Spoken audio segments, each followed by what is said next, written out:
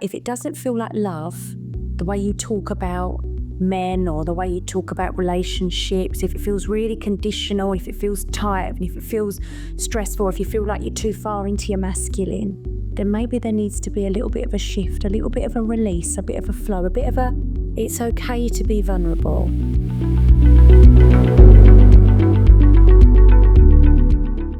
Breaking free of old relationship patterns with a heavy sense of irony that I find myself making this video for you, because this is something that I feel I have not quite managed to do, but it has been an ongoing adventure for me over the last 9 years, if not longer. I think my awareness of the fact that there even were patterns in my relationships, it only came about, within the last 9 years, that it was me that was the problem and the way that I expected to be treated. And a lot of the kind of ego things that I believed about myself, I need to overgive and people please in relationships in order for them to love me.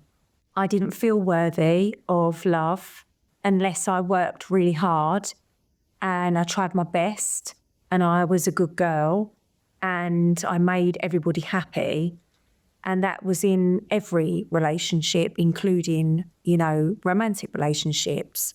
And it led me down a bit of a bad path because I ended up with people that felt they could manipulate me because I just wasn't seeing things clearly. I couldn't see that the people that I was with weren't necessarily good people because I wasn't focused on them. I was so focused on me. I had all of these and more problems in the past in relationships. And I was codependent. And then what happens when you're codependent? You end up in narcissistic relationships.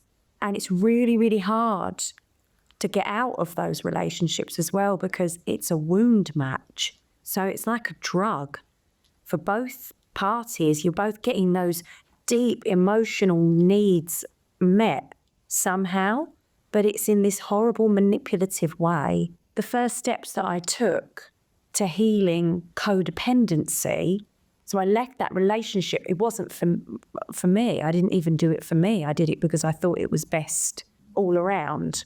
But when I recognized I was actually codependent, I started to kind of recognize that one of the things I was lacking was boundaries. I was manipulating my relationships in order to feel safe, for my inner child to feel calm and loved. I needed to do all that work on myself to reparent the inner child, which is why RTT has been so brilliant because there's a heavy focus on healing the inner child, getting yourself to a point when you're not in a relationship in fight or flight and you actually feel calm enough to let love flow, that real love, not conditional love. But the trouble is, it's a learning curve. You can't just go, okay, I know how to not be codependent now. And it's as easy as that. And, for me anyway, some people maybe that would be the case. But I then overcorrected. I became really masculine in my masculine energy and I was very independent and I was very much, I hate men kind of, And so then I brought in people that were emotionally unavailable. And that was painful. And it triggered an abandonment wound in me, which I then worked on and have really healed from. Healed from the abandonment wound, I've healed from the codependency. And I've got good boundaries now. I know how to set boundaries and I know how to stick with my boundaries. And that all comes from a sense of self-worth. And that all comes from healing the subconscious programming that told me that I wasn't worth it, that I wasn't worthy of love. I didn't really matter, that I was there to make other people feel better and that I was a victim.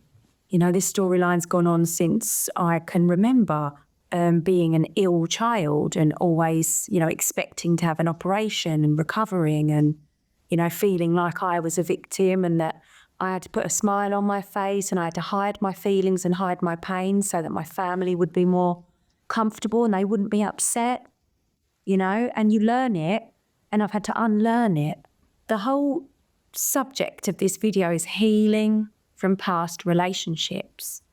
And I think that the most important bit of advice that I could give that's been the most transformational for me is healing the relationship that you have with your younger self or selves.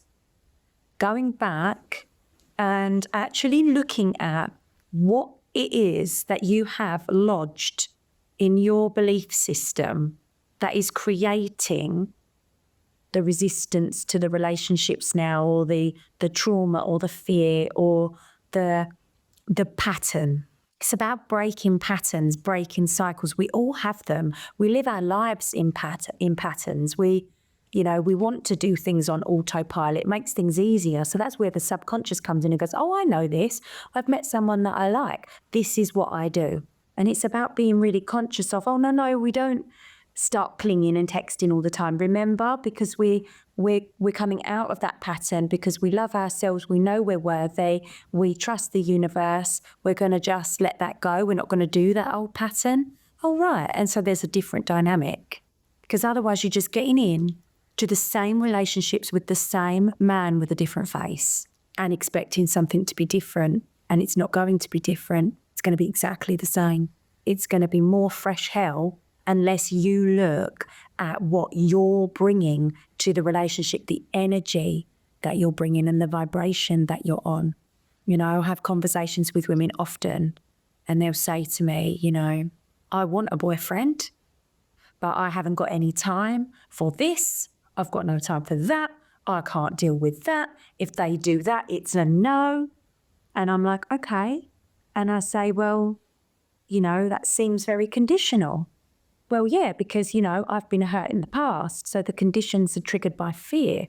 So you're entering into these relationships immediately with your guard up. That's not good enough. That's not good enough. You jump through that hoop and you do that and you do that. And then maybe I'll consider you. And that's not love. That's fear. And the hardest thing to learn and the hardest thing to heal, if you want to heal from past relationships and actually move forward and meet somebody that's worthy of you, is that fear of being vulnerable. That lack of safety, because the mind wants you to move away from pain. And if we've got this memory playing in our head that relationships hurt, men hurt us, this is the story that I am currently healing myself.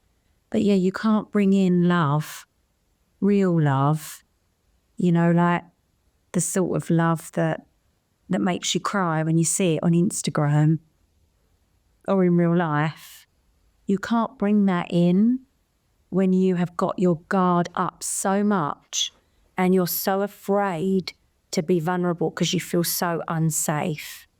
Your lack of safety, your negative energy, your blockages are going to bring in an energetic match. So it's going to be low vibe. No matter how much of a good person with a beautiful heart you are, you're attracting from this place of fear and scarcity and protection. And if you can let that go, then that's when you'll rise and you'll feel that sense of confidence and trust that love is available to you. It's out there, it's in you, and it's out there as well. You have to cultivate it within you. You've got to create that safety. And the way that you do that is go back and let go of what happened to you before. You can write those partners letters and let all those feelings out. You can, clear your environment of everything that reminds you of those. And it's got to be from a place of, I'm doing this to create space. I'm creating space. I'm letting go. Talk to your younger versions and check in with them. Are you okay? What did you experience? What was it that hurt you? Because that's not going to be the case anymore, because I've learned, and now I'm stronger, and now I'm more resilient, and now I know what to look for. It's about trusting your intuition, really, because every single relationship that I've had, right at the start, I have gone, something has not felt quite right. And unfortunately, that's something that's a very familiar pattern to me. I've never felt particularly 150% comfortable in a male's presence. There are a few, and I've written them down. There's a list. I've got a list of men I trust implicitly, and I revisit that list because I don't like always never thinking. Don't like that to be, I don't trust men, because I'm changing that narrative, because I do. I've got a list, I think it's about 17 men that I really trust. But there's still a story there, and every single day I reprogram.